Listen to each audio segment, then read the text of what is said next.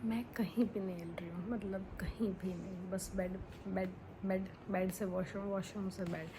क्यों? क्योंकि 5 दिन बाद डॉक्टर ने बोला है प्लास्टर दोबारा मेरा होगा, ये वाला खुलेगा, तब एनालाइज़ करेंगे क्या इशू है और फर्दर क्या करना है।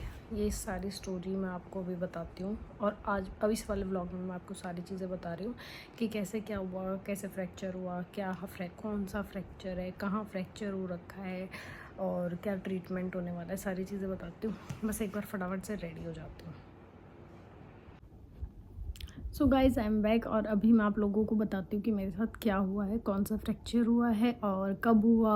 सारी चीज़ें इन शॉर्ट ही बताऊँगी, ज़्यादा लंबा नहीं रखेंगे इस वीडियो को।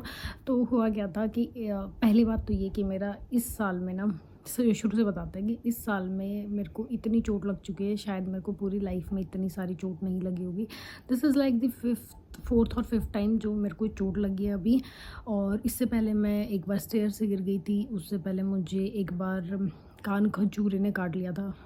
कान खजूरा वो होता है ना, मतलब जो ऐसे पतला पतला सा होता है, व्हाट यू कॉल इट, ईयरविग, ठीक है, उसने काट लिया था मुझे।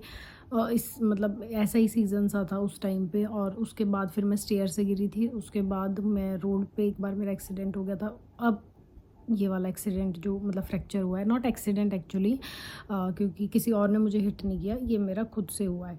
तो हुआ क्या था कि 18th की नाइट को I had my night shift और नेक्स्ट डे थी राखी। तो मुझे ये था कि राखी की शॉपिंग मैं 18th को कर लूँगी नाइट शिफ्ट जाने से पहले। तो मैं पापा के साथ गई मार्केट, वहाँ पे जाके मैंने सोचा कि चलो शॉपिंग कर लेते हैं। मैं ज्वेलरी शॉप पे गई, राखी ली और राखी लेके as soon as I was coming out, तो वहाँ पे क्या था कि स्टेयर्स बनी हुई थी, 2 स्टेयर्स थी, एक ऐसे थी और एक ऐसे थी। और जिस शॉप से मैंने ली थी उसका खांचा was on a upper level और दूसरे वाली शॉप का was on little bit lower level. तो वहाँ पे जो शॉप की जो स्टेयर थी उसके एंड पे जो एज होता है उस पर my leg got twisted and वहाँ पे मुझे जैसे ही मेरा लेग ट्विस्ट हुआ मुझे एकदम से आवाज़ आई टक।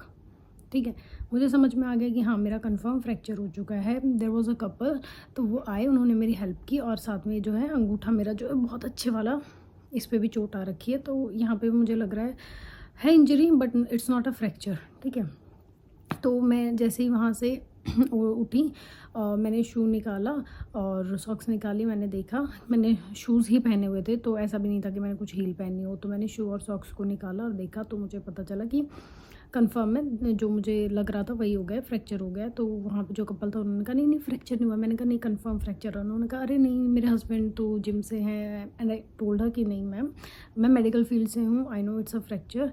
तो I don't want to argue because they were helping me out. तो ऐसे सिचुएशन में ऑलरेडी मुझे हो गया था मेरा दिमाग बिल्कुल पे सॉफ्ट कि हाँ हो चुका है मेरा काम।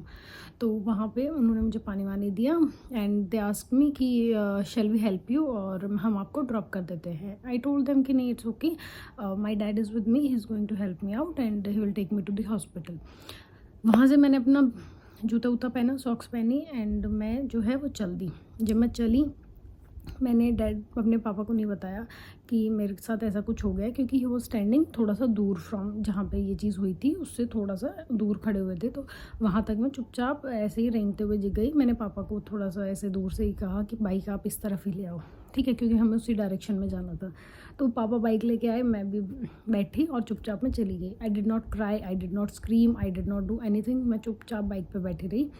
पापा ने मुझे हॉस्पिटल ड्रॉप किया। ही डिड नॉट न्यू कि ऐसा कुछ हो रखा है, ठीक है, क्योंकि मैं अपने पापा को पैनिक नहीं करना चाहती थी।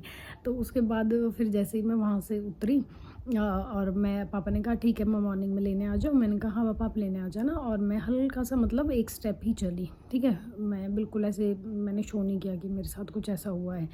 पापा गए और मैं डायरेक्टली फिर खुद से ही, तो मैं गई इमरजेंसी। और इमरजेंसी में जाके मैंने क्या किया, अपना एक्सरे वगैरह करवाया और बाकी सारी जो भी ट्रीटमेंट था, प्लास्टर करवाया और सारी चीज़ें। And then I got to know कि I had a Jones fracture. ना व्हाट्स अ जॉन्स फ्रैक्चर?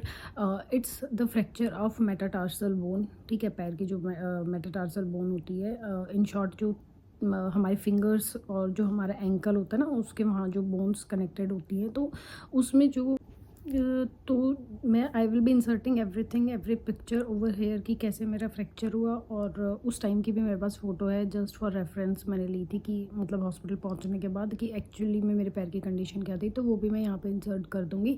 और जॉन्स फ्रैक्चर कैसा दिखता है उसकी भी इमेज में यहाँ पे जो है वो लगा दूँगी।